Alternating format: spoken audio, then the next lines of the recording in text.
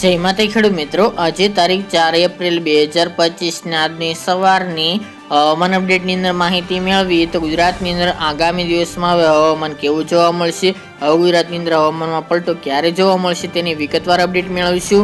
સાથે જ દક્ષિણ ભારતની અંદર અત્યારે પ્રી મોન્સૂન એક્ટિવિટીની શરૂઆત થઈ ચૂકી છે. ગુજરાતમાં તેની અસર કેટલી જોવા મળશે, સાથે જ ગુજરાતની અંદર હીટવેવનો રાઉન્ડ ચાલી રહ્યો છે. આગામી દિવસમાં હવે ગરમીમાંથી રાહત મળશે કે નહીં તેની પણ અપડેટ મેળવીશું. ચેનલમાં નવા હોય તો ચેનલને સબસ્ક્રાઇબ કરી નાખજો અને વિડીયોને લાઈક આપીને શેર કરી દેજો. ખાસ કરીને ગુજરાતની અંદર અત્યારે દક્ષિણ ભારતમાં જે પ્રી મોન્સૂન એક્ટિવિટીની શરૂઆત થઈ ચૂકી છે, જેના કારણે ગુજરાતના હવામાનમાં અમુક વિસ્તારોમાં પલટો જોવા મળી રહ્યો હતો.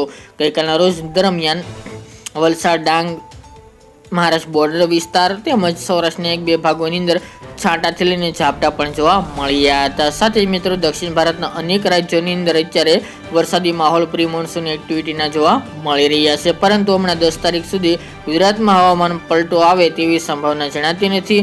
જ્યારે મિત્રો 10 તારીખ બાદથી એક હવામાનમાં પલટો જોવા મળે તેવી સંભાવના દેખાઈ રહી છે અને તેમજ અમુક વેધર મોડેલો પણ જણાવી રહ્યા છે કે ગુજરાતની અંદર એક મોટું માવઠું જોવા મળશે, પરંતુ એ પણ સિસ્ટમ ઉપર આધીન છે. સાથે મિત્રો દક્ષિણ ભારતની અંદર જે પ્રી મોન્સૂન એક્ટિવિટી જોવા મળી રહી છે તે જે બંગાળની ખાડીમાં સિસ્ટમ બનશે અને ગુજરાત, ખાસ કરીને ગુજરાત તરફ આગળ વધશે, એટલે કે મધ્ય ભારત સુધી આગળ વધશે તો મોટી સિસ્ટમ હશે તો ગુજરાતને અસર કરે તેવું હાલ જોવા મળી રહ્યું છે.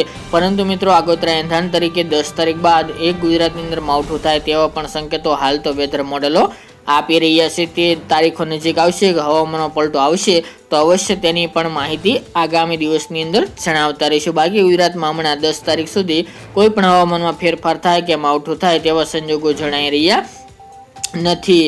સાથે જ મિત્રો વાત કરીએ તો ગરમીનું પ્રમાણ દિવસે દિવસે વધી રહ્યું છે. એક દિવસ દરમિયાન સામાન્ય કરતાં ગરમીનો પારો વધુ જોવા મળી રહ્યો છે. ગઈકાલના રોજમાં અમુક વિસ્તારની અંદર સામાન્ય રાહત જોવા મળી હતી, પરંતુ ગઈકાલના રોજથી ફરી પાછું તેમાં વધારો થાય તેવી સંભાવના દેખાઈ રહી છે. જેમાં ખાસ કરીને વાત કરીએ તો સૌથી ઊંચું તાપમાન આગામી 6, 7, 8 આ 3 દિવસ દરમિયાન જોવા મળશે.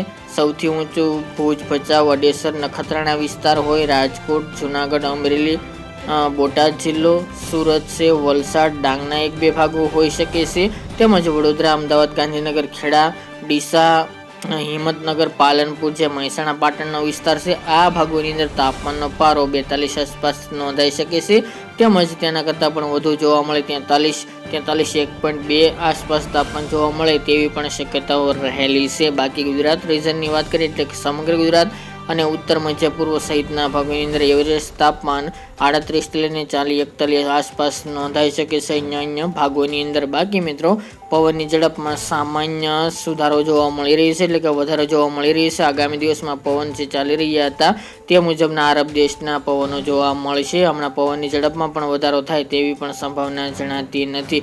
બાકી ગુજરાતના હવામાનમાં કોઈ પણ ફેરફાર હશે તો માહિતી આપતા રહીશું. આ અત્યારની વહેલી સવારની અપડેટ.